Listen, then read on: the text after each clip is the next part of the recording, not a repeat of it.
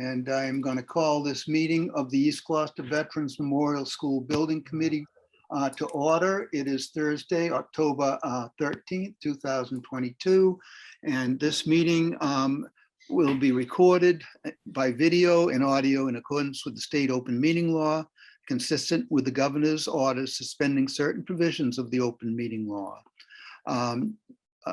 This meeting will be conducted by remote participation. The public may not physically attend this meeting, but every effort will be made to allow the public to view and listen to the meeting in real time and participate when necessary. And that being said, Yash, can we have a roll call for attendance? Good evening to one and all. Good evening. Jonathan Pope. Here. Thank you. Ben Lemis. Not here. No. Katie Clancy. Here. Thank you. Richard Safar. Here. Thank you. Matthew Fusco. Here. Thank you. Amy Pescaralo. Here. Thank you. Grant Harris. Here. Thank you. John Dunn. Here. Thank you. Gary Fresh. Here. Thank you. Caitlin Nunes. Not here. Adam Rosell. Not here. Tony Gross. Here. Thank you. Stacy Kapoor. Here. Thank you. Okay, we have 9 members present, which is a quorum. And we'll move on to the first order of business, which is the approval of the meeting minutes of September 8th, 2022. Are there any corrections or omissions?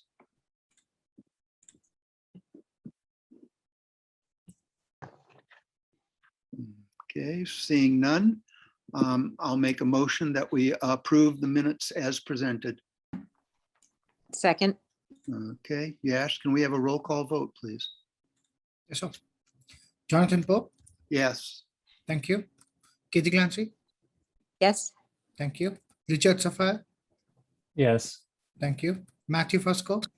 Yes. Thank you. Amy Pescaralo. Yes. Thank you. Grant Harris. Yes. Thank you. John Dunn. Yes. Thank you. Gary Fresh. Yes. Thank you. Tony Gross. Yes. Thank you. Stacy Kapoor. Yes. Thank you. Did I miss anybody? Ben joined. Ben has joined us. Hey, Ben, we were voting on the meeting minutes from the last month. Yes. Thank you. Thank you very much. It passes unanimously. We'll now go to the next order of business, which is the approval of invoices. And I will turn it over to Brian. Thank you, Jonathan. So we have 4 invoices up for approval this month, pretty much the same as we usually see. The first invoice is for W.T. Rich. This is requisition number 14 in the amount of $2,027,551. And this is for the work that's been completed in September. It includes really a wide range of activities that are going on the site, from the exterior of the building into the interior building on both of them. So pretty much almost every type of work is being conducted right now. The second invoice is for Doran Whittier. That's invoice number 41 in the amount of $102,394.74. This is for their construction administration work in the month of September. That consists of the regular reviews of PCOs, visiting the site, reviewing submittals, handling RFIs and the like. It also includes some work that was done for the review of the radon system when that was installed. And then there was also an older invoice from some work that was done back in the DD phase for a traffic study. So that's kind of cleaning up that outstanding invoice. Next one is for CBRE. That's invoice number PJIN0032542 in the amount of $60,000. This is for the monthly project management services that's provided by the OPM, both on and off site. And the final one is from UTS, invoice number 101788 in the amount of $1,370. And that's for testing services on behalf of the owner. This particular month, there was some testing for the air and vapor barrier and the concrete.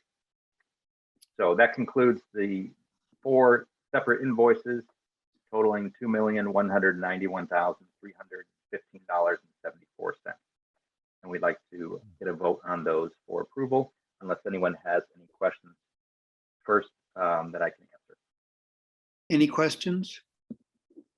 Just speak up because I can't see everybody. Well, now I can. All right, seeing none, I will make a motion that we approve the 4 invoices as presented for the total for WT Rich, Doran Whittier, CBRE, and UTS for a total of $2,191,315.74, and I so move.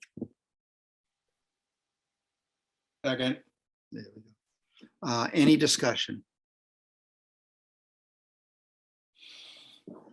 Okay, seeing none. Yash, can we have a roll call vote, please?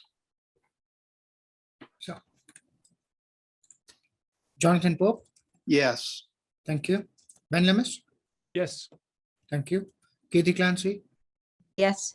thank you. Richard Safar, Yes. thank you. Matthew Fusco, Yes. thank you. Amy Pescarello, Yes.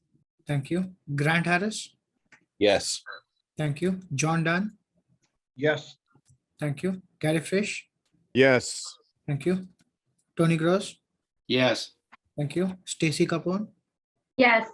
thank you. Okay. Thank you very much. It carries unanimously, and it will proceed to pay all these people for the work they're doing. The next order of business is our updates and reports.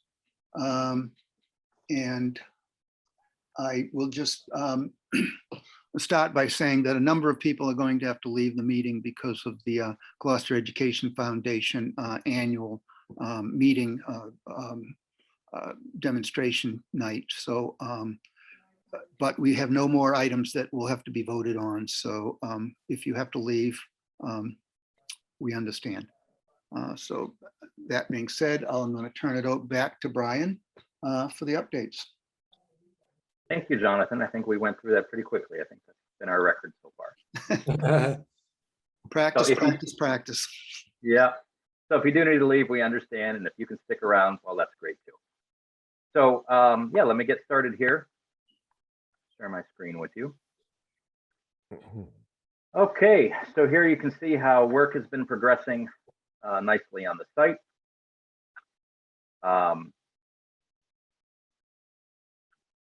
This was part of the monthly report that was included in your package, and I'm happy to report that the project does continue to track on time and on budget. We've been able to get the interior rough-in work pretty much complete in Building A. Walls are being enclosed now, and the preliminary work for the metal panel installation has also begun. Many of the subs are now moving on to Building B and are busy completing the interior framing and rough-in, while also handling a lot of the work on the exterior, including the framing, the masonry, the roof, and curtain wall activities. In terms of the activities for each of the team members, they're pretty much continuing the same as they were last month, keeping all the items going so that the job runs smoothly. The OPM has been working on a lot of the project financials as certain components get closed up, and we prepare to begin submitting the reimbursement applications to the MSBA. I'll go over some of the summaries a little bit later in the presentation. The designer is, in addition to their regular work, has been focusing on the furniture and the technology specifications and selections. And the CM has been holding pre-install meetings for a number of the finished contractors that are going to be starting soon, such as the painter, the ceiling installer, and the millwork contractor. Moving on to the funding on the project. Project continues to remain in good financial shape. We have an appropriate amount of contingency for the current stage of the project. as you can see, we've passed now the 50% mark and are moving full steam ahead through the work. As I said, I'll go over some of the financial updates concerning contract buyouts and DE a bit later. But if we switch to the next slide, we can see that the overall contracts on the project are pretty much the same. We have made a couple changes. There is a purchase order that was issued for $700 in order to secure some network infrastructure. And this was done early because of the long lead time on that material. So we want to make sure that we have all that equipment to install, next year. So some of those items need to be purchased right now. We're also going to be issuing another purchase order for similar type of equipment. This will be for the classroom projectors. Sorry. We were able to get those numbers finalized, and we're working through that this week and next week. We've also had an additional service request that was put forth by the landscape architect for some additional work that had to be done related to the playground and bench changes. This was for a not to exceed amount of $7,700, and that was included in your package. And this is because we made some changes in the playground provider earlier on in the job in order to save money. We actually were able to save a substantial amount of money on that. But as a result of that switch, some of the playground material is, each manufacturer has something slightly different. So we had to make some tweaks to kind of get it all to the desired amount of variability and, satisfaction, I guess, for the students that are using that equipment. The subcontracts, we've pretty much have that now wrapped up. So it still shows the number here. We're in the process of finalizing the final paperwork on the last buyout, which is for the fencing contractor. The final award on that was just a little over what we had budgeted. The amount was $2,860, so $2,860. But overall, the net buyout was less. So I'll go over that in a bit more detail later. In terms of potential change orders, we continue to hover right around that 200,000 mark. That includes both credit and debit changes. Even though those change every single month, we kind of seem to be hovering right around that amount. But we have dropped in the open number of change orders. So we're down to about 25. So we've been able to get a lot of these items closed out. A number of them were part of the value engineering items that we've been able to resolve as well. And then our actual change orders, that's the same as it was last month. We continue to remain at one official change order on the project, which was primarily for the classroom built-in seats or built-in benches that were added back to the job. Any questions so far? Okay. Moving on to the cash flow. As you'll see here on this graph, we're slightly less than 50% towards our peak billing over here, even though, as I mentioned before, the work is just slightly over the 50% complete mark. So that's really a good position for us to be in. We do plan on seeing peak billing in the near term, as lots of work is being done on the site. And go on to some of these individual billings here. So here you can see how the overall cash flow is going to continue in this peak area. And then on the individuals, we're not expecting any major changes. They're pretty much the way we've been trending, both for the OPM, for the designer over here. CM, like I said, those numbers are going to continue to be higher for a while. And the owner, we're expecting some upward trending towards the end of the job.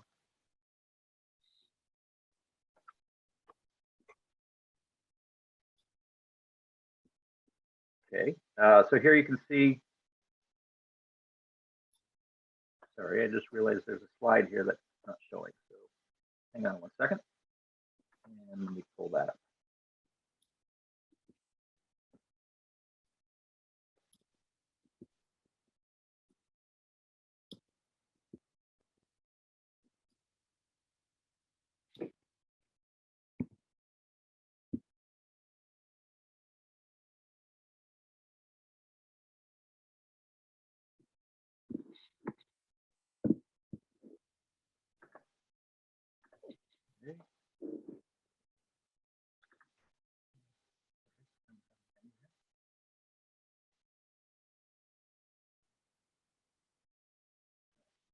All disappeared. Okay, so can you see the slide now that says letter of recommendation? Yep. Yes. Okay, so this is the final buyout package that I mentioned earlier. So this was the letter of recommendation that we got from W.T. Rich. We had 3 different price proposals for the fencing work. Steelco had the lowest price out of those, which was the amount of $282,860. So our budget item, or our budget amount that we had, was $280,000 even. So it was just a slight overrun of $2,860. So we went ahead and awarded that to complete the final buyout.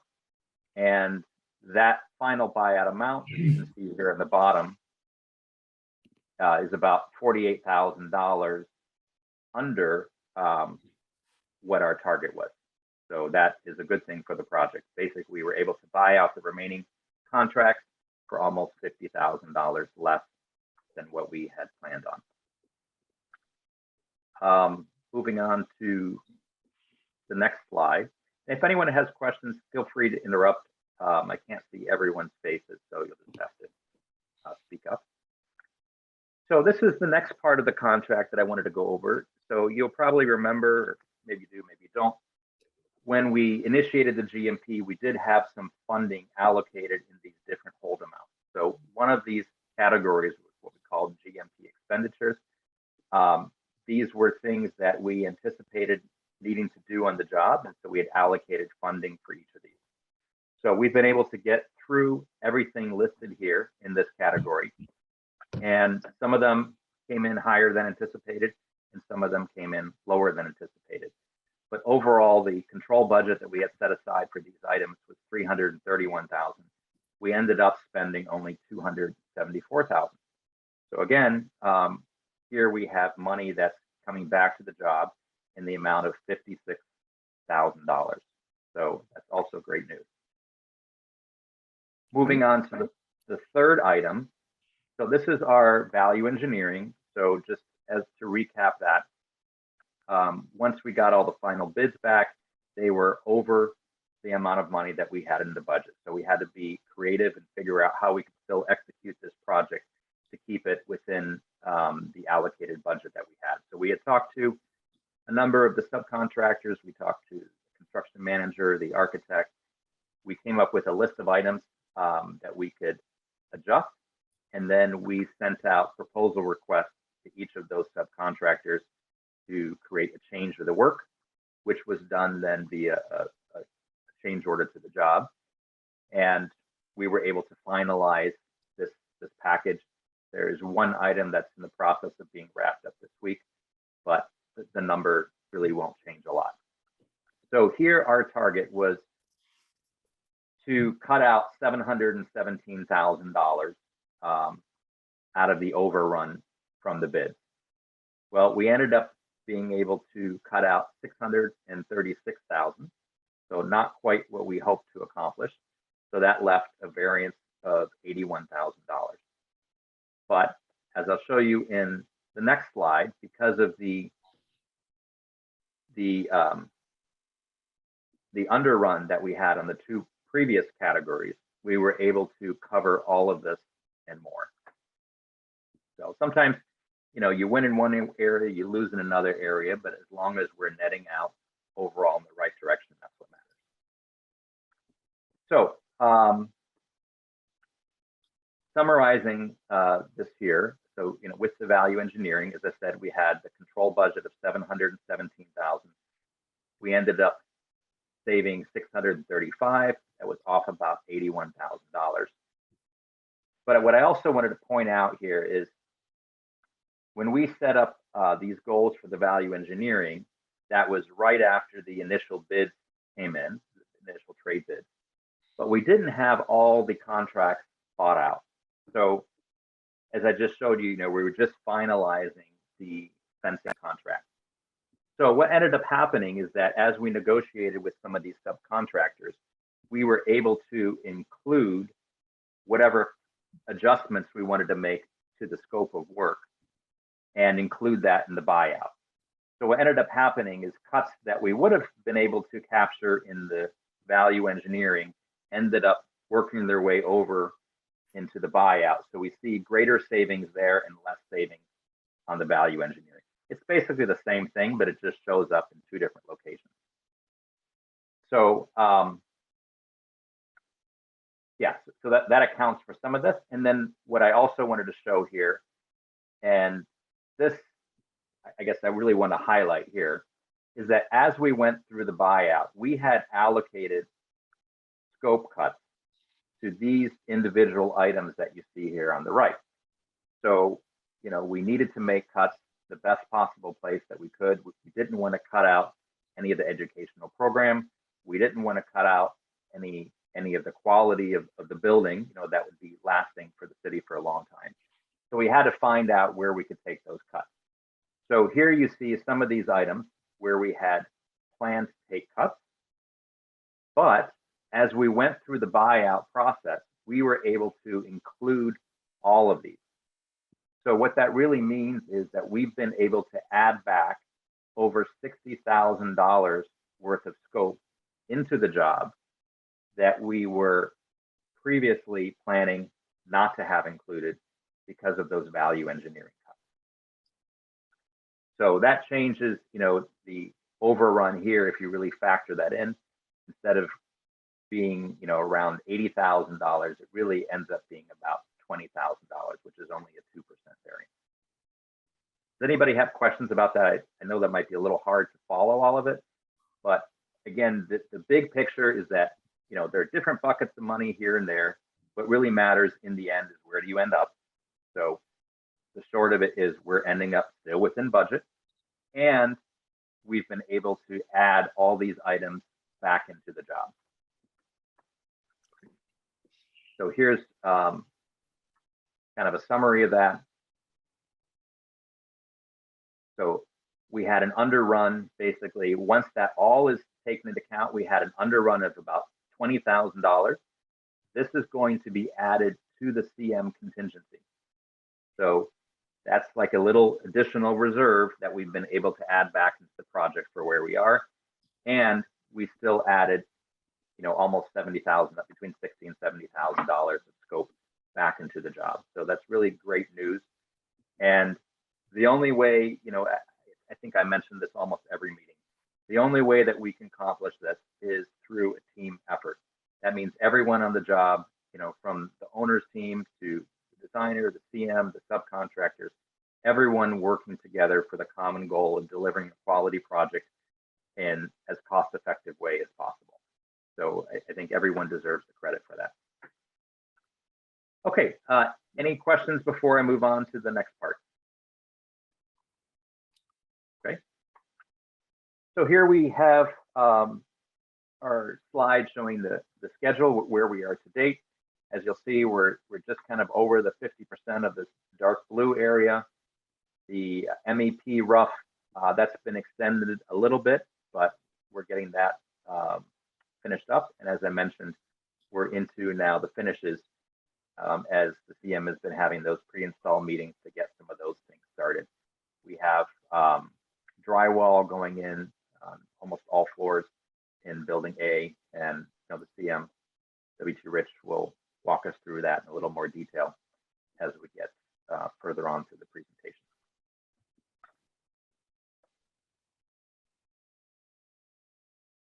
So getting into a little the nitty gritty, you know, as we do with each of the project participants.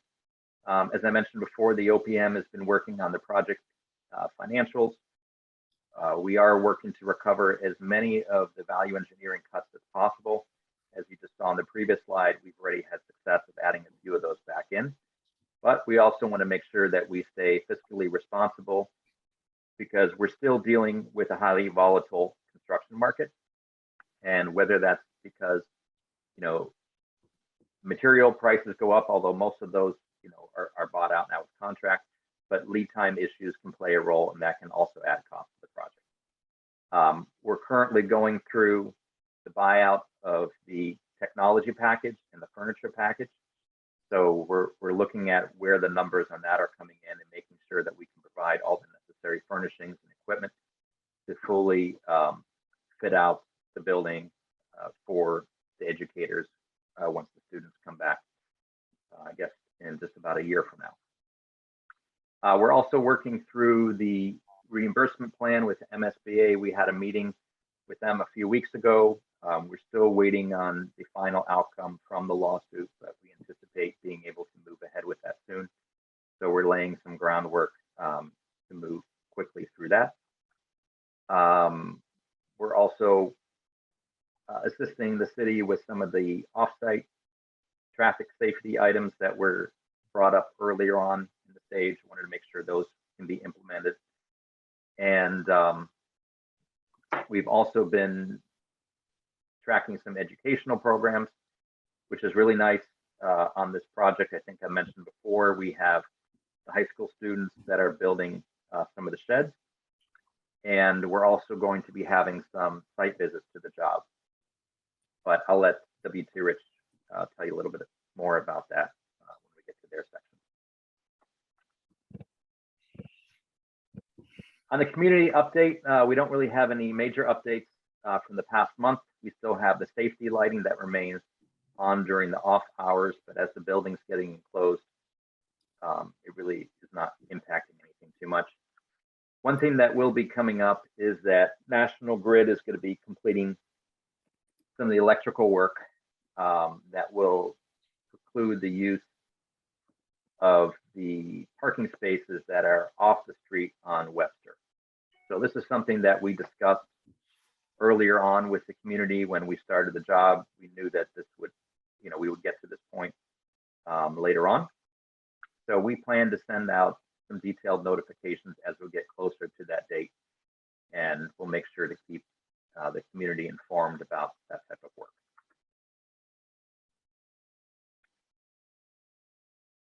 So moving on to the update for the designer, not really a lot of new stuff to report in the architect's work. In addition to the regular reviews, as I mentioned before, they're working on the furnishings package and the technology. We had furniture samples that were delivered to both schools, and now they've been swapped so that the teachers and students are getting a chance to weigh in on what furniture fits the most, what they like for colors, and it's kind of a fun time to look forward on everyone being able to use those things.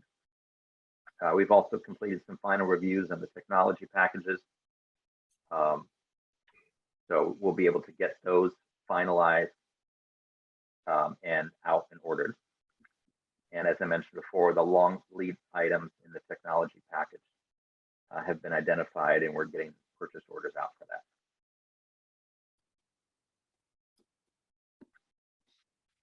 So the construction manager continues to do a good job managing the site. As I mentioned, there's a lot of work that's been going on.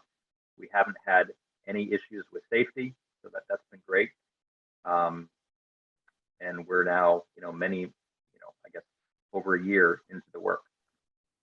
So as I mentioned, they're gearing up for a lot of the finished work that's going to be starting. We have had some material delays, some of those I mentioned before, but the construction manager has been able to mitigate any delays to the overall schedule by moving some work around. So we really appreciate that. On the milestones, you'll see that some of these we had projected a much earlier completion, but basically there have been many schedule adjustments. Some of them have been on account of the delayed materials, as I just mentioned, and then others because of how we ended up sequencing the work. So rather than having a number of items that are start to finish, we have a lot more work that's happening at the same time. So because of that, the completion on certain items is getting extended, but the overall completion of the work is staying on track. So here we can see again where we stand with the construction schedule. And I will turn it over to W.T. Rich. I think they're going to be featuring their drone footage this month. and give us a little more detail about the activity that's been going on the site. Thanks, Brian. Are you going to pull the link up on YouTube, or do you want me to share my screen? Yeah, I think if you could, because when I try to click on it, I'm not getting stuff. Sorry, bear with me 1 second here.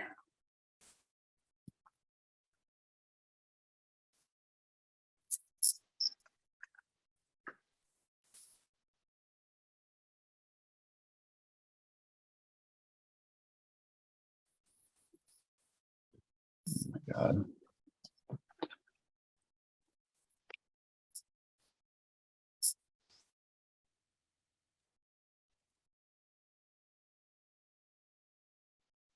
Is it coming up for you?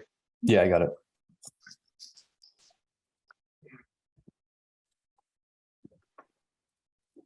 Is that showing up for you guys? Yep. All right, so this drone video was shot a couple days ago, so it's pretty current. You can see the majority of the bricks actually complete on A building, the classroom wing.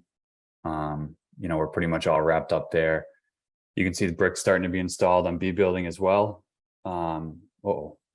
And then you've got the aluminum foil, quote unquote, which is the air vapor barrier, being completed on B building as well. So that's that silver kind of tin foil look you see. And then that whole area where that scissor lift is actually going to be metal wall panels. So that's going to be off for a little while. But I'd say the majority of the brick, maybe 75–80% of the brick's been installed. And then the rest of the facade's going to be that metal wall panel look. So again, from an exterior perspective, we're in really good shape, trying to get as much done as we can before the winter hits, obviously. For those of you that were on site, I think last month, you would have noticed that the binder is down at probably 75% of the site, which helps us to maintain a pretty clean, work environment, work area around the building. So our intent is to get that last piece of asphalt binder down at the front of the front of the school where the bus loop is, before the asphalt plant shut down for the season, which is typically around Thanksgiving. Again, you'll see a lot of the temp window protection in, which is going to help us to heat the building. We're planning on providing temporary heat, starting that up in the first week of November, which is obviously going to help to condition the space inside, which is critical for painting and a lot of the finishes that Brian talked about earlier. So again, drywall's ongoing. They're taping all the seams, getting all the drywall ready to be painted. And then we'll start getting the acoustical ceiling contractor in to get their grid, installed, and then the millwork and casework soon to follow after that. So, soon enough, the finishes within A building are really going to ramp up, and you'll see those spaces start to come together pretty nicely. B building, again, strategically behind A building, the way we kind of phased it out. But a lot of the same activities that you saw in A building and that we've talked about are ongoing in B building, as Brian mentioned. So again, backside of that B building, you can see a lot of the masonry being installed. The majority of the backside is brick. And then, as I mentioned before, the front facade is mostly metal wall panels. That kind of ties into the brick facade itself. We've got roof on about 80% of the building as well, which obviously helps with work going on in A building and B building as well. So Brian mentioned that National Grid's preparing to mobilize. They were actually on site earlier this week, to start setting poles. Unfortunately, they ran into a little bit of ledge. So they're going to have to get a bigger, beefier drill out there to get through the ledge and install their poles for the power upgrades along Webster Street. So that's going to be a pretty intensive activity going on along the street as well. Something we need to coordinate with National Grid pretty closely on, and the neighbors, of course. But yeah, that's pretty much it in a nutshell from an exterior perspective. Talked a little bit about interior as well. Progressing pretty nicely on both fronts. Any questions?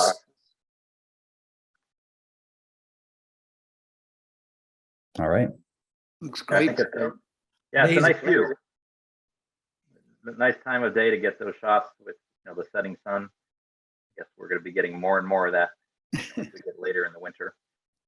But you can also see a lot of the additional parking spaces that we have now on the site to compare to what was there on the initial school. So with all the contractors with the cars parked around, as we saw earlier, there's a lot more on-site parking than what we had. So that'll help with the community as well. So that's pretty much all I had. I'm trying to look through my notes, see if there's anything else that I forgot to mention. I guess we did have that site visit last month, I guess. So I'm glad that everyone got a chance to come out. It was nice meeting people face to face and having a chance to have some conversations as we walked through the building and were able to see everything up close. We are planning on scheduling a site visit also for the city council. We haven't set a date for that yet, but that'll be coming up. And then we also have the school naming that's underway. So that's kind of exciting. I think Kathy had to step away, but if anyone wants to know more about that, they can check with her. I think, or does someone else have some knowledge about the upcoming date on that, on the meeting for the school naming? I believe it's October 26th, that Wednesday. They're going to make their final determination and choose a name on that night.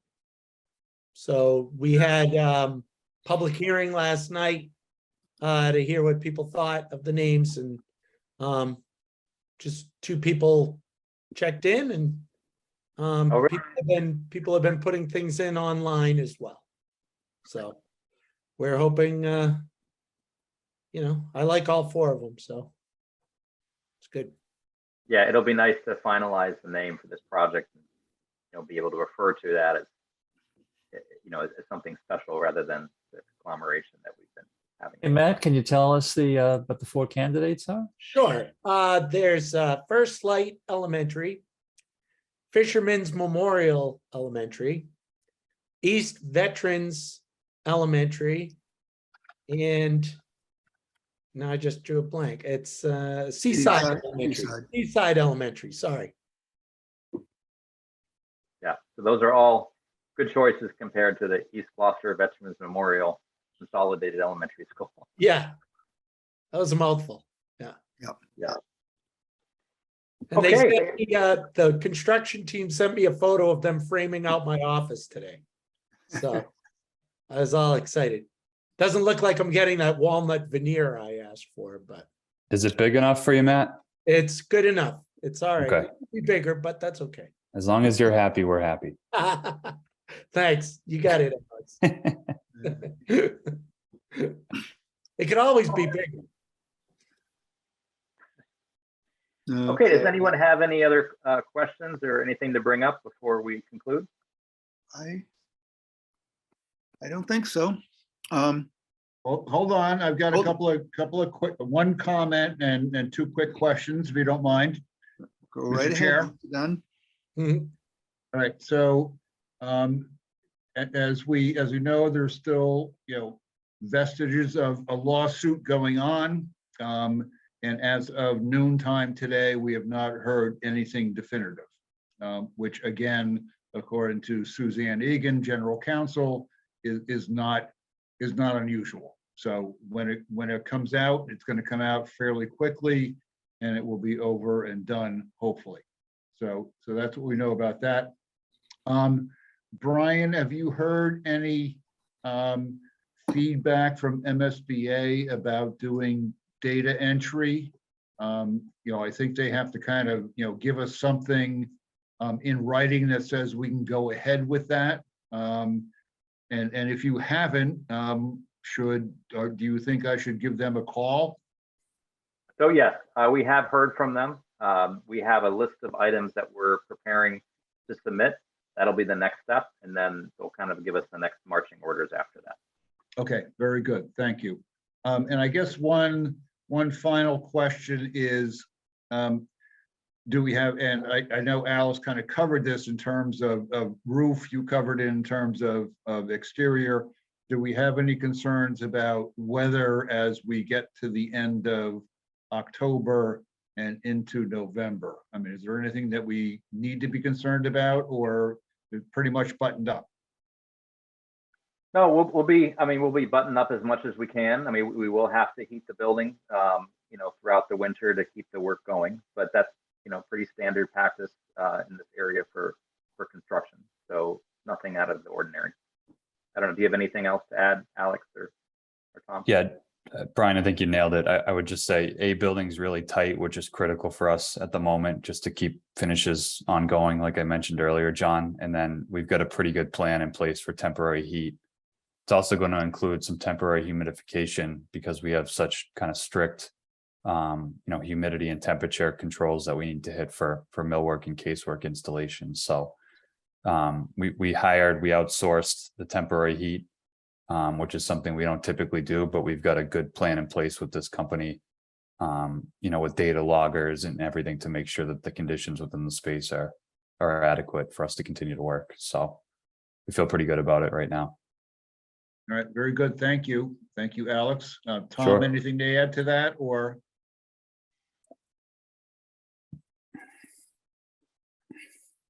Or Wake not? up, Tom. Apparently not. Okay, apparently not. That's fine. Well, thank you very much. Okay, well, thank you all very much, and it's just great to hear things are going along well, on time, on budget, and that everybody's working together to get the best product for the children of Gloucester, and that's why we're here. So that being said, do we have a motion to adjourn? So moved. Second, There we go. Yash, can we have a roll call vote, please? Jonathan Pope, Yes. thank you. Ben Levis, left. he's Kitty gone. Clancy, left. Richard Safar, Yes. thank you. Matthew Fusco, Yes. thank you. Amy Pascarello, She's gone too. she left. Grant Harris, Yes. thank you. John Dunn, yes, thank you, Ash. thank you. Gary Fresh, Yes. thank you. Tony Gross, He's gone. Stacy Capone, Yes. thank you very much. Have a nice evening. Okay, thank you. With that vote, I'm going to declare this meeting adjourned, and thank you all very much, and enjoy your weekend, and hopefully it's going to not rain too much tomorrow. Peace. Thanks all. As long Bye. as the weekend's nice. Good night. Thanks. Good night, all.